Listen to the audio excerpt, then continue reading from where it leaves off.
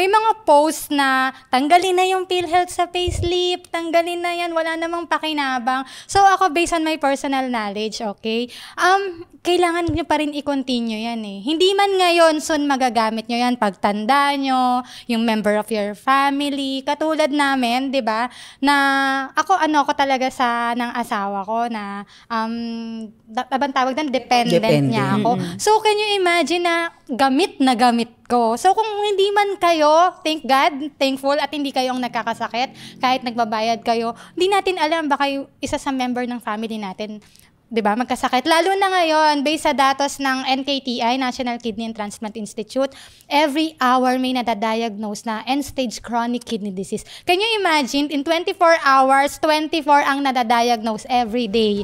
Kaya hindi talaga natin masasabi.